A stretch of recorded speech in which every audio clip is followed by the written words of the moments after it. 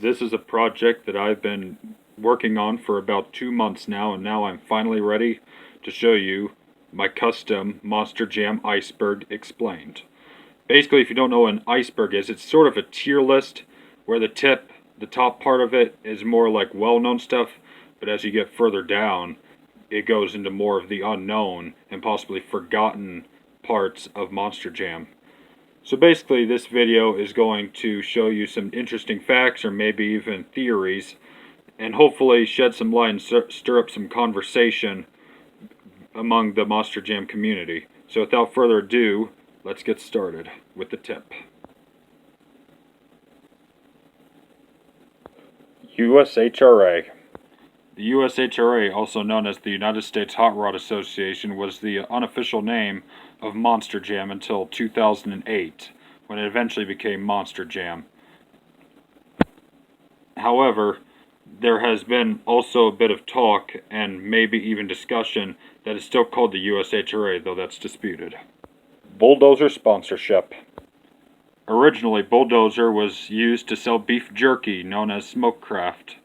However, since people really liked the body of Bulldozer, they decided to make it a full-blown truck even after the sponsorship retired, and eventually it turned into its brother El Toro Loco, which later bought out Bulldozer. Bog Hog. Bog Hog is a mud truck owned and driven by Weston Anderson, the youngest of the Anderson siblings. However, since he's too young to compete in Monster Jam, he's decided to drive a mud truck, and chances are, if not, it's not yet confirmed, but maybe he could probably bring this into Monster Jam similar to what happened to Son of a Digger. Inferno 2003 prototype. In 2003, Hot Wheels Monster Jam was originally going to make Inferno. Unfortunately, it was cancelled due to the September 11th terrorist attacks, so therefore they changed the name to Flashfire. However, since there were prototypes made and packaged, they become some of the most rare and exclusive monster truck that Hot Wheels has ever made. Gravedigger NASCAR paint scheme. In June of 2021, NASCAR driver Kevin Harvick unveiled a Gravedigger paint scheme to drive in the NASCAR Cup Series race at Nashville Superspeedway. Overboard name origin. So officially, the name behind Overboard is actually because the paint scheme was considered to be a little overboard, and also its engine was bored out, whatever that means. Gravedigger the Legend return? Officially, Gravedigger the Legend is technically not retired, but Feld has said that they have shelved the Gravedigger the Legend truck, and it's unknown if it will return or when it will return. But maybe Weston Anderson, as I mentioned above, would either drive Bog Hog or he would drive Gravedigger the Legend. However, no official sources list either side of this argument. World Finals 0. In 1999, the final championship of the 1999 Monster Truck Series concluded in St. Louis, Missouri. However, later it was given the nickname World Finals 0.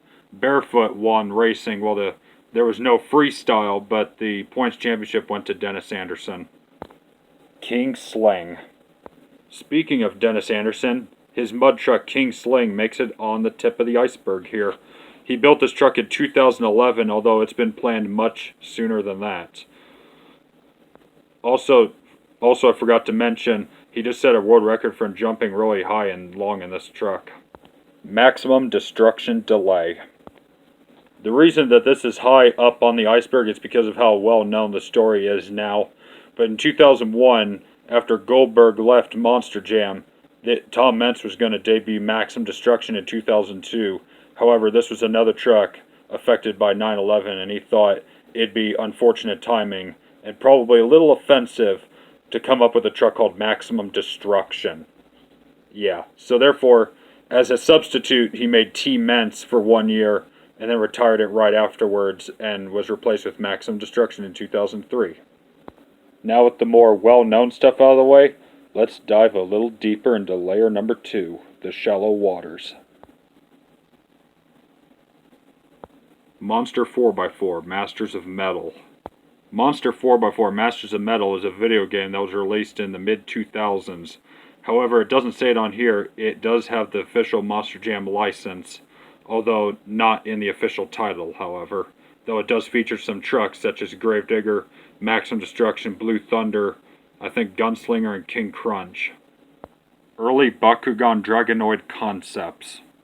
This entry refers to the numerous concepts made for the Bakugan Dragonoid monster truck before they eventually settled on a final design. Here are a few of them to show for you.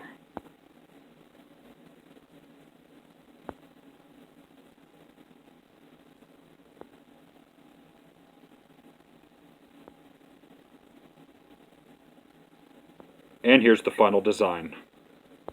Orange TMNT. If you remember the Teenage Mutant Ninja Turtle truck, they always ran the Raphael one with the red bandana. However, very rarely, in 2006, they ran one with the orange bandana. However, the blue and purple ones were never run. Those were just renders. And also on the Hot Wheels diecast as well. Employee/Toy Fair exclusive. In late 2018, early 2019, there was a very real controversy surrounding an employee-exclusive Gravedigger, and also they released one the next year with Bakugan Dragonoid. Basically, what's controversial about this is that there were only 1,000 of them made, but they were only given to Spin Master employees. Spider-Man Return in 2018. In 2018, a very plausible rumor surfaced of Spider-Man next to some BKT tires in a workshop. Many suggested that Spider-Man could be returning, maybe all the marble trucks would return. However, this was eventually been disproven. Air Force Afterburner lost clip from Urban Assault. In Monster Jam Urban Assault, Air Force Afterburner appears in one of the showroom movies you unlock in the game. However, if you watch the video, he is nowhere to be seen. He has been cut for unknown reasons. Gravedigger 13. In 1999, after Gravedigger 12 was built, Dennis Anderson decided to build Gravedigger number 14. Yeah, he decided to skip number 13 because of the whole relevance behind Unlucky number 13. Similar, like how Bigfoot did a very similar thing, how Bigfoot skipped number 13 as well. Monster Jam Slime Arena. Monster Jam Slime Arena was one of the first Monster Jam playsets released by Mattel.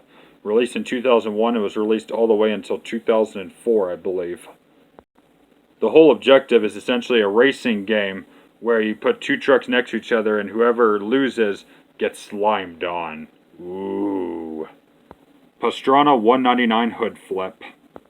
This is something I didn't notice until just recently, but at World Finals 10, the very last performance by Pastrana 199 only in racing, the hood flipped. As you see there, the 199 on the right side.